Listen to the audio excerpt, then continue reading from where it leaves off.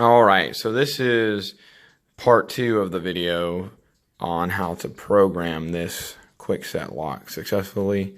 You wave your hand over it, it lights up. The user code that comes with the lock is going to be,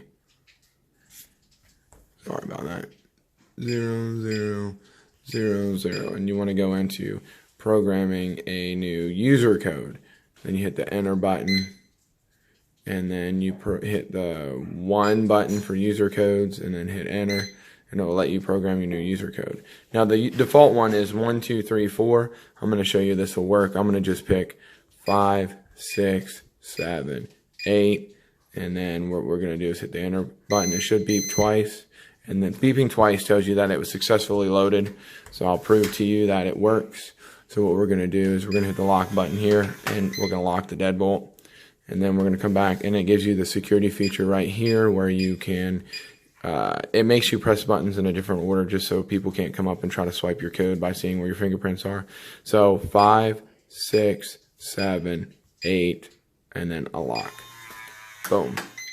Now, I found out through trial that if, for me, I couldn't get there's 2 codes here. There's your user code that people use to get into the entryway all the time, and then you have your programming code. I actually found that you have to change the user code first, and then for whatever reason, it'll let you change, and it will successfully save the programming code. So the default programming code is 0000, and then the enter button.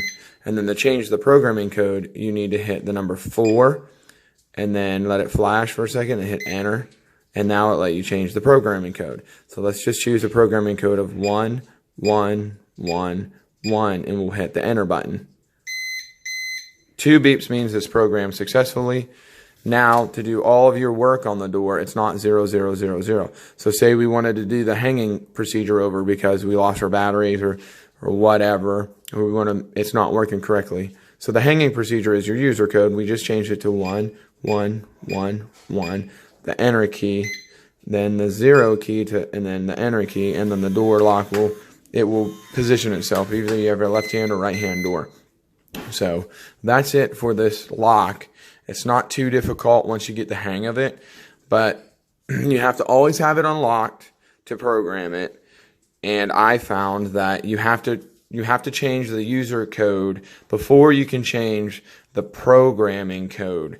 Don't ask me why. I tried to do the programming code first and then the user code. It didn't work for me. Maybe my fat fingers bumbled it up.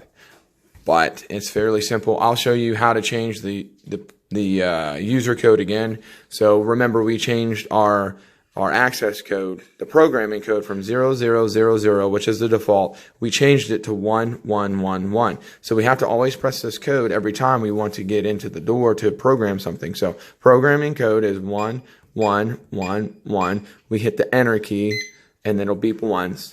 Then we press the number 1 because number 1 identifies with the lock that we're activating the user code setting. So then let's add a user code of 9876.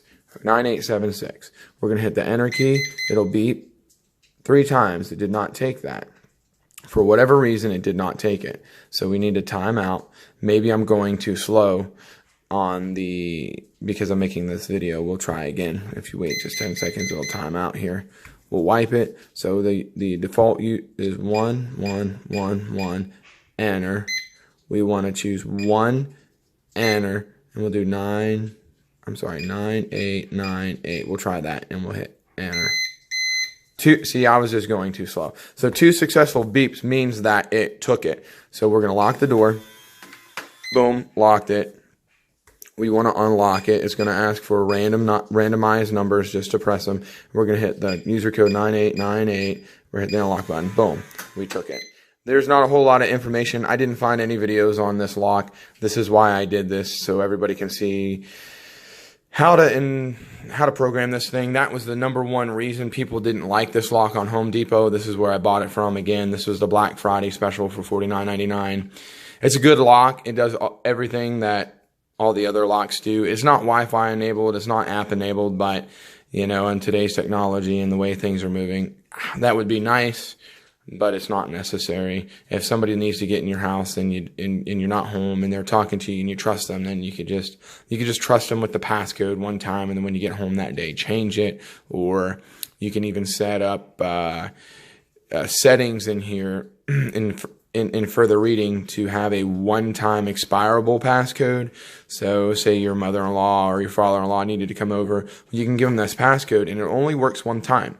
So if they enter the passcode of 1922, whatever, it's only going to work that one time. So as soon as they lock the door and they're out, that's it. You know that they no longer can enter your doorway and they don't have access to your home all the time. So a very nice lock. It's aesthetically pleasing. It matches all my brushed nickel stuff around the house. This is looking a little oxidized, maybe some brass, so I'll clean that up. But on the inside, it looks good. It takes 4 AA batteries for your reference.